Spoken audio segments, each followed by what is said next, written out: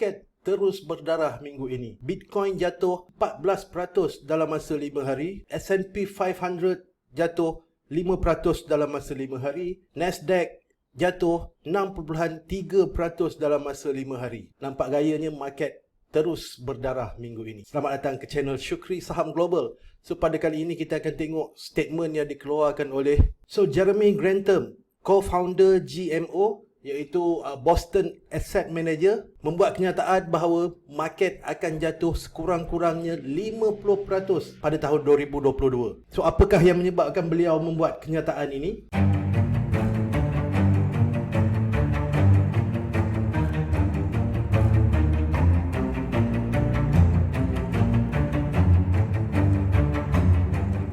Dalam sejarah pasaran saham ada 3 waktu yang mana market betul-betul crash melebihi 50%. Pada tahun 1929, The Great Depression, kejatuhan market adalah 86%. Itu pada tahun 1929. Kemudian yang kedua ialah saham-saham tech bubble, saham-saham teknologi bubble pada tahun 2000, iaitu kejatuhan 50%.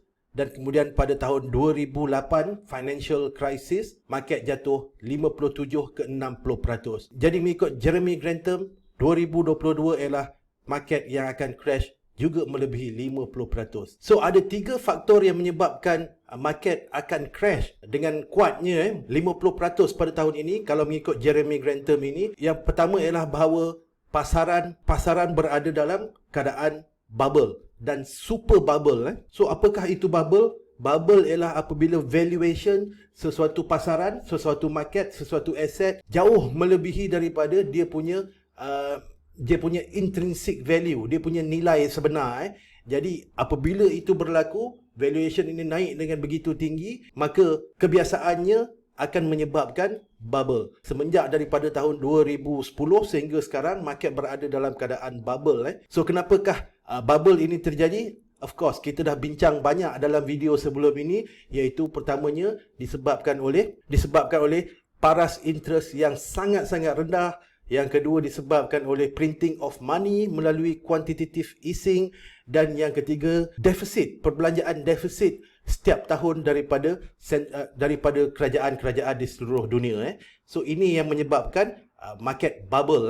So yang kedua, mengikut Jeremy Grantham juga, bahawa market ini berada dalam keadaan yang overvaluation ialah apabila Russell 3000, indeks Russell 3000, indeks 3000 syarikat mid cap, low cap yang ada di US lagging di belakang S&P 500.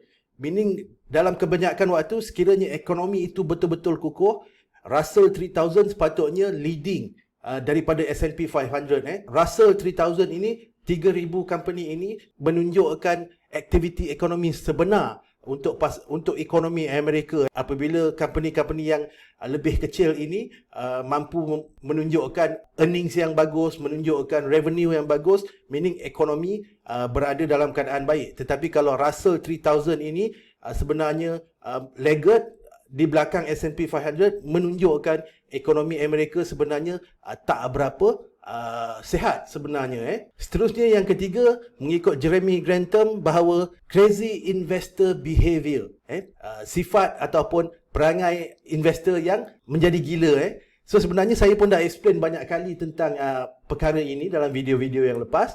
Alright, bahawa investor sebenarnya berada dalam keadaan yang sangat-sangat greed. Investor berada dalam keadaan yang sangat-sangat greed disebabkan, again, paras interest yang rendah, disebabkan oleh quantitative easing, dan juga disebabkan oleh fiscal policy yang deficit. Meaning ada too much money dalam market, yang mana duit-duit ini perlu menjana return, dan mereka invest dalam almost everything. Apa benda pun mereka beli.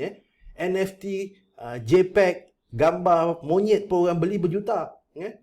Saham GameStop, saham GameStop yang nak bankrupt tu pun orang beli. Kripto yang kita tak tahu hujung pangkalnya daripada mana, daripada negara apa pun orang beli. Jadi ini ialah menunjukkan bahawa market berada dalam sangat-sangat crazy investor behavior dan berada dalam sangat-sangat greed. Kerana greed ini kita dapat tengok banyak investor baru, tak kira lah dalam cryptocurrency ke, dalam stok ke, yang menjadi kaya tiba-tiba budak umur 15 tahun jadi kaya, tak payah pergi sekolah. Okey, investor baru beli kripto kepala anjing pun jadi kaya.